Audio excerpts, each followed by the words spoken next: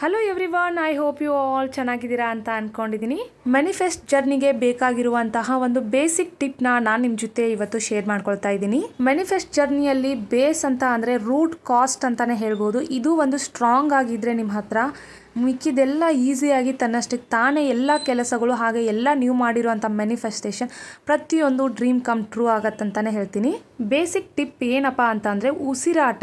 ನಮ್ಮ ಉಸಿರಾಟ ಕರೆಕ್ಟಾಗಿರಬೇಕು. ಆವಾಗ ಮಾತ್ರ ನಾವೇನು ಮ್ಯಾನಿಫೆಸ್ಟ್ ಮಾಡ್ತೀವಲ್ಲ ಅದೆಲ್ಲ ಡ್ರೀಮ್ ಕಮ್ ಟ್ರೂ ಆಗುತ್ತೆ. ಹಾಗಾದರೆ ಇವಾಗ ನಿಮ್ಮ ತಲೆಗೆ ಒಂದು ಪ್ರಶ್ನೆ ಬರುತ್ತೆ, ಏನಪ್ಪ ಅಂದರೆ ನಾನೇನು ಉಸಿರಾಡ್ತಾ ಇಲ್ವಾ, ನಾನು ಉಸಿರಾಡ್ತಾ ಇದ್ದೀನಲ್ಲ. ಉಸಿರಾಟ ಅಂದರೆ ದೀರ್ಘವಾಗಿ ಉಸಿರನ್ನು ಎಳ್ಕೋಬೇಕು, ದೀರ್ಘವಾಗಿ ಉಸಿರನ್ನು ಹೊರಗಡೆ ಬಿಡಬೇಕು. ಆವಾಗ ಮಾತ್ರ ಅದಕ್ಕೆ ಉಸಿರಾಟ ಅಂತ.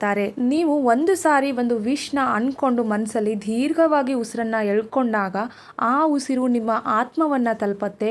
ನಿಮ್ಮ ಆತ್ಮ ಯೂನಿವರ್ಸನ್ನು ರೀಚ್ ಆಗುತ್ತೆ. ಆವಾಗ ನೀವು ಏನು ಅಂದ್ಕೊಂಡಿರ್ತೀರಲ್ಲ ಅದು ಟ್ರೂ ಆಗುತ್ತೆ. ಸೊ ಉಸಿರಾಟದ ಕಡೆಗೆ ನಮ್ಮ ಗಮನ ಯಾವಾಗಲೂ ಇರಬೇಕು.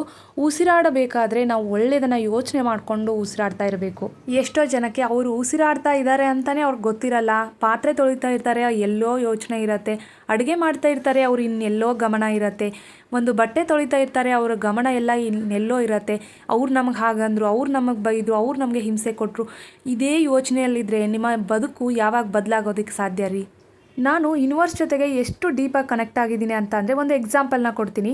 ನಿನ್ನೆ ನನ್ನ ಫ್ರೆಂಡ್ ಒಬ್ಬರು ನನಗೆ ಫೋನ್ ಮಾಡಿ ಅಳ್ತಾ ಇದ್ದರು. ನಾನು ಅವ್ರಿಗೆ ಹೇಳಿದೆ, ದೇಹ ಅನ್ನೋದು ನಮ್ಗೆ ಕೊಟ್ಟಿರೋಂಥ ಗಿಫ್ಟು, ಇದನ್ನು ನಾವು ಚೆನ್ನಾಗಿ ಯುಟಿಲೈಸ್ ಮಾಡ್ಕೋಬೇಕು ಅಂತ ನಾನು ಅವ್ರಿಗೆ ಸ್ವಲ್ಪ ಮೋಟಿವೇಶನ್ ಆಗಿ ಅವ್ರಿಗೆ ಮಾತಾಡಿದೆ. ಬಟ್ ನಿಜ ನೀವು ನಂಬೋದಿಲ್ಲ ಅನಿಸುತ್ತೆ, ನಾನು ಅವತ್ತೇನು ಮಾತಾಡಿರ್ತೀನಲ್ಲ, ಮಾರನೇ ದಿನ ಬೆಳಗ್ಗೆ ಅದೇ ಭಗವದ್ಗೀತೆಯಲ್ಲೂ ಕೂಡ ಅದೇ ಮಾತು ಬರುತ್ತೆ. ನಾನು ಹೇಳಿರೋವಂಥ ಮಾತುಗಳೇ ಮತ್ತೆ ರಿಪೀಟು ಭಗವದ್ಗೀತೆಯಲ್ಲಿ ಬರುತ್ತೆ. ಇನ್ನೂ ಜಾಸ್ತಿ ಎಕ್ಸ್ಪ್ಲೇನ್ ಮಾಡಿರ್ತಾರೆ ಭಗವದ್ಗೀತೆಯಲ್ಲಿ. ನಾನು ಹಾಗೆ ಯೂನಿವರ್ಸ್ ಮತ್ತು ಭಗವದ್ಗೀತೆ ತುಂಬ ಕನೆಕ್ಟ್ ಆಗ್ತೀವಿ. ಇವತ್ತು ಏನು ನಾನು ಯೋಚನೆ ಮಾಡ್ತೀನಲ್ಲ, ನಾಳೆ ಬೆಳಗ್ಗೆ ಭಗವದ್ಗೀತೆಯಲ್ಲಿ ಅದೇ ಟಾಪಿಕ್ ಇರುತ್ತೆ. ತುಂಬಾ ಖುಷಿಯಾಗತ್ತೆ ನನಗೆ ಅದ್ರ ಬಗ್ಗೆ. ಅಂದರೆ ನಾನು ಡೀಪಾಗಿ ಎಷ್ಟು ನಾನು ಪಾಸಿಟಿವ್ ಆಗಿ ಥಿಂಕ್ ಮಾಡ್ತಾ ಇದ್ದೀನಿ, ನಾನು ಯಾವ ಥರ ಗ್ರೋ ಆಗ್ತಾ ಇದ್ದೀನಿ ಅನ್ನೋದಕ್ಕೆ ನಂಗೆ ತುಂಬ ಖುಷಿ ಇದೆ, ತುಂಬ ಹೆಮ್ಮೆ ಇದೆ. ನಾನು ಥ್ಯಾಂಕ್ಸ್ ಟು ಯೂನಿವರ್ಸ್ ಅಂತ ಹೇಳೋದಕ್ಕೆ ಇಷ್ಟಪಡ್ತೀನಿ. ನಾನು ಅವಳಿಗೆ ನಿನ್ನೆ ಒಂದು ಮಾತನ್ನು ಹೇಳಿದ್ದೆ, 84 ಲಕ್ಷ ಜೀವರಾಶಿ ಆದಮೇಲೆ ಮನುಷ್ಯ ಜನ್ಮ ಹುಟ್ಟಿ ಬರುತ್ತೆ. ಸೊ ಸಾಧ್ಯ ಆದಷ್ಟು ನಾವು ಮನುಷ್ಯರಾಗಿ ಹುಟ್ಟಿದ್ದೀವಿ ಅಂದರೆ ನಮ್ಮಂಥ ಪುಣ್ಯವಂತರು ಈ ಭೂಮಿ ಮೇಲೆ ಯಾರೂ ಇಲ್ಲ ಅಂತಲೇ ಹೇಳ್ಬೋದು. ಎಷ್ಟೋ ಪ್ರಾಣಿ ಪಕ್ಷಿಗಳು ಆಗಿದ್ದಾವೆ, ನಾವು ಕೂಡ ಯಾಕೆ ಪ್ರಾಣಿ ಪಕ್ಷಿ ಆಗಲಿಲ್ಲ? ನಾವು ಮನುಷ್ಯರಾಗಿ ಹುಟ್ಟಿದ್ದೀವಿ ಅಂತ ಅಂದರೆ ನಮ್ಮಲ್ಲಿ ಒಂದು ಪವರ್ ಇದೆ ಅಂತ ಅರ್ಥ. ಆ ಪವರ್ನ ಸರಿಯಾಗಿ ನಾವು ಯುಟಿಲೈಸ್ ಮಾಡ್ಕೋಬೇಕು.